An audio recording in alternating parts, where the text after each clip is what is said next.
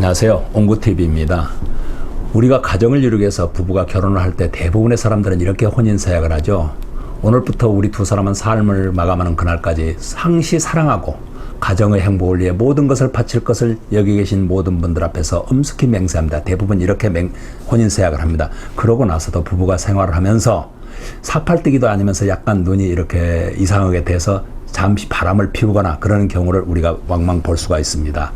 우리 법은 일부 일처제를 고수하고 있으므로 배우자가 바람을 피울 때 이러는 것을 용서하지 않고 어떤 간통죄라는 처벌 규정을 두어서 그걸 처벌하고는 했습니다. 그러나 그 간통죄가 인간의 자유로운 성적 자유와 사생활 침해라는 것을 이유로 해서 2015년 2월에 헌법재판소로부터 이혼 결정을 받아서 폐지됐다는 것은 여러분들도 잘 알고 계실 것입니다.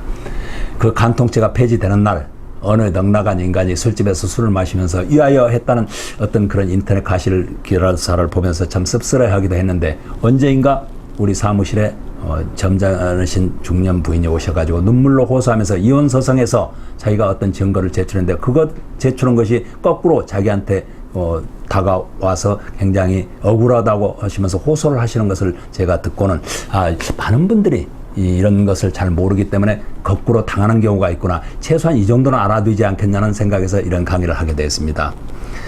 물론 간통죄가 폐지됐으므로 어떤 배우자가 이혼을 하는 경우에 우리가 콩밥을 먹일 수는 없습니다. 그러나 간통죄가 있다 해도 그 간통죄 처벌 규정이 굉장히 미미했더랬습니다. 그래서 둘이 나 처벌 받고 와서 같이 계속해서 이렇게 짜뽀짜뽀 하겠다면 답이 없었어요. 그래서 그때도 이혼을 하면서 이자료 청구를 해서 손해배상을 받아내고는 했지만은 그 간통죄가 존속하는 그때나 지금 간통죄가 폐지돼서 이자료 청구 소송을 하는 경우나 어떤 청구 소송을 하는 경우에 법 이론은 거의 비슷한 것입니다.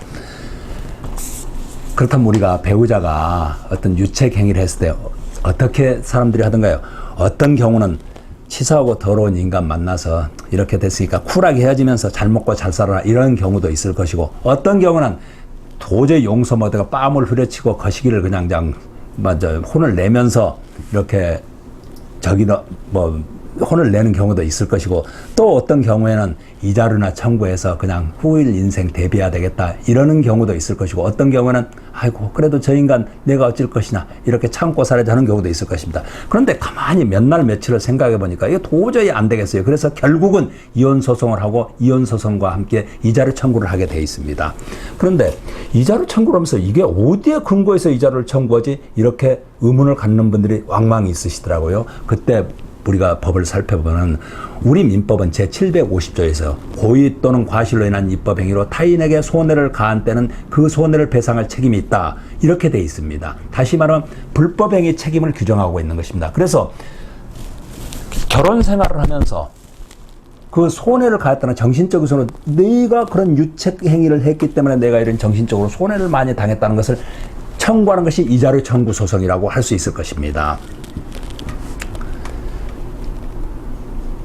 그러나 그 이자료 청구 소송을 할 수 있다고 해서 법이 그렇게 정해놨다고 하지만 우리 일반인들이 그런 손해배상을 청구하기 위해서 그 소송을 한다는 것이 그래 녹록치가 않습니다. 예를 든다면은 우리가 주차장에 세워놓은 차를 누가 이렇게 심하게 망가뜨리고 도망가 버렸다고 가정을 해줍시다. 그때 그 형사상 처벌은 우리가 수사기관에 내가 차가 이렇게 망가졌으니까 좀 수사해서 처벌해 주십시오 하면은 국가가 즉 수사기관인 검찰이나 검찰이 나를 대신해서 그 범인을 잡아서 처벌해 주지만은 그 망가진 차를 보상한다는 것은 국가가 거기까지는 개입하지 않습니다. 그렇기 때문에 우리가 그 차를 망가뜨린 자를 상대로 해가지고 민사상 청구를 하는 것이 민사소송의 기본 원칙인 것입니다.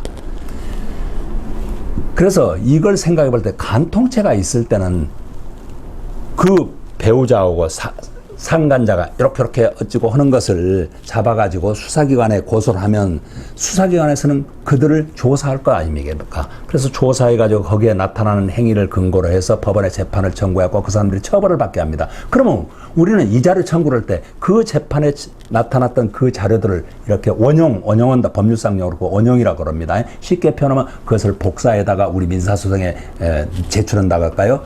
그런 원용을 하면은 쉽게 그 입증 책임, 다시 말하면 내가 이런 불법 행위로 인해서 손해를 받는다는 그 입증 책임을 다할 수가 있는 것입니다.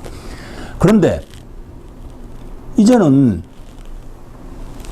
그 입증 책임을 주장하기 위해서 간통죄에서 나타났던 그런 자료들을 원용할 수가 없기 때문에, 물론 그때도 그렇다고 해서 그것이 전체적인 증거는 되지 않고 자기들이 또 따로 모았을 수도 있겠지만, 어떻든 간에 그런 증거들을 자기가 모으기 위해서는 자기가 이제 증거를 수집해야만 된단 말이에요. 그래서 여러분들 흔히 많이 들으셨을 겁니다. 아, 그거 간단해. 뭐 도청장치하고 차에 이치 추적기 부착해가지고 이렇게 해서 그 자료 모아가지고 내면 뭐 걱정 없어. 이렇게 말씀하시는 걸 두고 그렇게 시행하시는 분들이 적지 않게 많이 있습니다. 그런데 그런 분들 말을 듣고 도청도 오고 감청하고 거기에 한 것을 법원에 제출하고 이치 추적기에 나타난 것을 또 모아가지고 그걸 제출하고 해서 민사소송에 때도 어라? 우리는 법은 좀 이상하단 말이에요. 내가 억울하고 내 정당하게 한 것 같은데 어느 날 보니까 이 도청장치를 이용해서 나무 어떤 저기를 감청했다거나 또는 이치 추적기를 부착해가지고 그 사람의 행적을 추적했다거나 이런 것이 무슨 통신비밀보호법 위반이네, 이치정보보호 및 이용 등에 관한 법률 위반이네 해가지고 역으로 그 사람들이 고소를 해서 처벌을 받거나 이런 경우가 있단 말이에요. 그럴 때 얼마나 억울하겠어요. 물론 그럴 때 그 사건을 수임받은 법률가들은 뭐 정당한 절차에 의해서 그런 자료를 확보하는 경우가 있는데, 잠깐 예를 든다면 법원에 사실조회 촉탁 신청이라는 게 있습니다. 그래서 어떤 자료가 있는 것을 그 관장하는 그 기관이나 그런 단체에다가 이런 자료를 조금 받아줄 수 있게끔 해주십시오 하는 사실조회 촉탁 신청을 하면 법원은 공권력에 의해서 공적인 명령에 의해서 그 기관에다 사실조회 촉탁을 신청하면 거기에서는 그것을 보내줄 수 있습니다. 그 보내줄 때 그걸 원용해서 증거 자료로 첨부하는 이런 합법적인 절차를 이용하기도 합니다. 그러나 법을 모르시는 분들이 그것을 이용한다는 것이 그렇게 만만치가 않죠. 그렇기 때문에 여러분들에게 제가 드리고 싶은 말씀은 조금 천천히 그런 자료를 수집할 수 있도록 마음의 진정을 좀 하시라는 겁니다. 여러분, 급히 먹는 밥 체하신다는 말 들어보셨죠? 만약에 배우자가 어쨌든 좀 수상한 거지, 인간 좀 뭔가 느낌이 이상해, 이런 게 느낌이 오실 때는 그냥 급히 그 사람을 족치거나 뭐 이렇게 연락하지 마시고 조금만 진정하시고 차분하게 대처하시면서 어떤 그 배우자의 불법 행위를 증명하는 자료를 모으시라는 말입니다.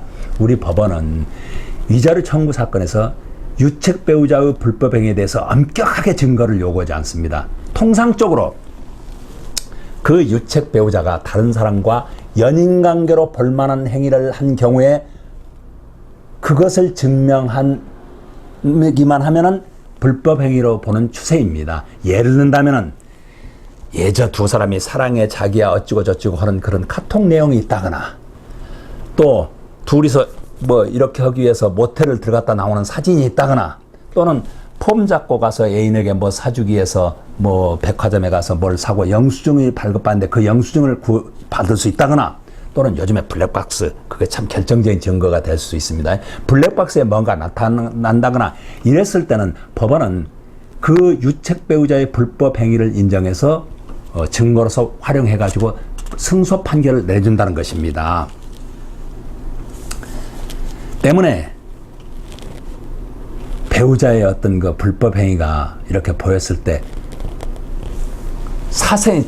당장이라도 사생결 때는 내겠다고 형제 자매 다 불러 모아가지고 그 유책 배우자 집에 가서 문 두드리고, 심한 거는 문을 따고 들어가서 멀크락을 잡고 이렇게 뭐 난리 법석을 피우는 경우도 있는데, 그때 폭력행위 등 처벌에 관한 법률에 처벌받는 것은 별개의 문제고, 당장 그 집 들어간 것은 무단으로 주거를 침입했기 때문에 주거침입죄에 해당되는 것입니다. 그래서 될 수 있으면 천천히 꼬리가 길면 잘 피게 돼 있거든요. 그러니까 그럴 때에서 오장육부가 조금 썩어 문드러지시더라도 조금 참으시면서 한 템포 늦춰서 그런 증거 자료들을 수집한 다음에 충분히 어느 정도는 됐을 때 이혼도 하시고 이자료 청구 소송도 제기하시라는 그런 말씀입니다. 그런데요, 저는 법률 상담을 해서 마지막에 꼭 이런 경우에는 이런 말을 해요. 그래도 고장난 인간이지만 고쳐 쓰는 것이 나중에 늙어서 조금 잘 해준답다. 어떻습니까? 이런 얘기를 하거든요. 그러면 그분들이 웃기도 하고 화도 내기도 합니다. 아마 이 강의를 보시는 분들도 채널 확 돌리시고 나서 악플을 많이 다실 수도 있을 것입니다. 그러면 제가 감수하겠습니다. 아무튼 오늘은 제가 이혼과 이자료 소송에서의 증거 자료 이것에 대해서 간단히 살펴봤는데, 우리가 짝을 만나면 인생을 동행하죠. 그 동행은 아름다운 것입니다. 그래서 제가 오늘은 우리 최성수님이 부른 동행이란 노래를 제가 한번 불러봤고, 그 동행에다가 뮤직 영상을 만들었습니다. 그것을 이 강의 말미에 첨부할 테니까 혹시 배우자 때문에 속이 상하셨다거나 그러신 분들은 이걸 한번 보면서 잠시 한 템포 쉬어가는 것도 방법일 것 같습니다. 그럼 저는 다음 시간에 뵙겠습니다. 감사합니다.